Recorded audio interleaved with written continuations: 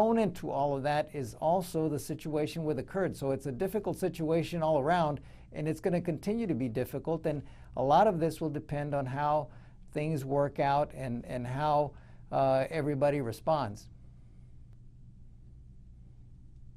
Well, like I said, I think at this point, it's going to be difficult to work through any definitive answers, partly because we have the elections coming up, and there will be a change in presidents.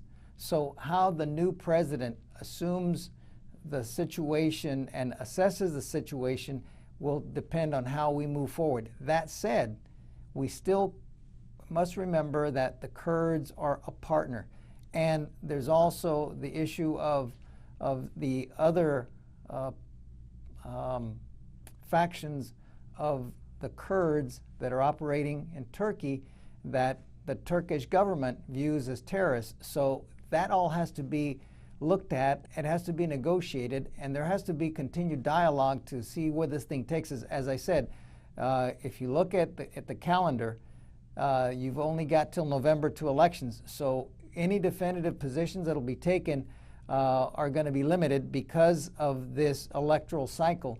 So what we're going to see is how the new candidates view the situation as a whole, and then determine what kind of posture they're going to take toward Turkey. I mean, Turkey has also done some things that are troubling. You have the situation with the way they treat journalists. You have the situation with some of the activities that they've had with the Islamic State, their support of the Islamic Brotherhood. All of those things have to be taken into consideration. I think that there's a lot that still needs to play out before we have a definitive answer on where we're going to go. Well, I think that either candidate is going to look favorably on the Kurds, because the Kurds are who we've been partnering with to go against the Islamic State. And I believe that depending on who their foreign policy advisors and their defense advisors are, that the exact nature of what the relationship will be is going to be determined in a great deal by those people that they select. But I think that either way, going forward, the Kurds will continue to be partners, and it's just a matter of working through some very complex situations that are the nature of the Middle East, unfortunately, especially given the situation that's occurring in Syria. Yes, I do. The situation is getting ugly there. I know. I've been watching the... I asked them to ask about the new administration and what you think if somebody will take, like, if it's either Trump or Hillary, and what will be the change, big No, change. they asked me that. They asked because I thought that he's No, they did. one So of the they did. expert that Trump is using. Yeah. I think a lot of it, there's a lot of things that haven't played out. You know, part of the problem is that the Russians are also getting involved. And one of the problems is that if the situation in Crimea goes bad and the Russians decide to take Crimea, it's going to change the relationship between the Russians and the Turks. And then the Turks have to decide where their priorities lie, which has an impact on the whole situation for you. Yeah. So I think I don't envision Syria getting put back together the way it was before. So, I mean, just looking at history, that whole region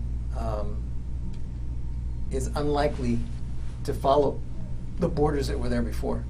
I think that there's going to be some changes in the borders. Exactly what those changes will be, I don't know.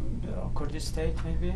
Well, you know, the thing about the Kurdish state is that it stirs up, you know, you have to deal with Iraq, you have to deal with Syria, you have to deal with Iran. Turkey You have is to deal most with important. Turkey, Yeah, and then Turkey's got, I think there's what, 15 million of you in Turkey, 13 million? That's a lot of people. Yeah. I mean, that's a good chunk of But it. the United States is supporting Turkey, and they are afraid of Turkey going in the lap of Russia and Iran, so they need Turkey to go back. But I think that, but and Turkey... did you hear about our president? He was in Turkey. Mhm. You heard about him? Mhm. Yeah. I think he discussed this thing about Yes, he did. the Kurdish, and I don't know what is the message that he got from him. Well, I think he has to negotiate. I mean, your president has a lot of pull, and he has to figure out, how do I get everybody together, because the Kurds that are in Turkey are different from the Kurds that are in Iraq. Yeah. And the way that the Turks have been able to use the PKK as here's this terrorist group, and then the YPG that's part of that group, there's a lot of negotiation that can take place. But the people that are best in the best position to negotiate that is your president, because he's the one that has that influence. Because you need the Kurds to be able to keep the Islamic State at bay. The thing with the Islamic State is if we decided to go after them, it wouldn't take long to get rid of them. Because they're the same people that we defeated twice already. Yeah. A lot of these guys are not Islamists. A lot of these guys are just Saddam Hussein, unemployed soldiers that want to go cause trouble. So. And missionaries, some people, they come just for the benefit or for the well, finance. yeah, Some of them, yes, there's that too. Yeah. So free women, free everything. It's like what you want. It's like you are living in heaven. And you see, they are not fighters. right. They are not fighters. Yeah. They're only fighters when they're winning. Yeah. As soon as they start losing. Now they are winning because you know what happened. It's the Iraqi army. They pull all back. They leave those cities for dead. They didn't fight. But you know why, right? I don't know the plan. No, they did that because a lot of these people don't like the Shia. I know. Yeah. So it's that simple.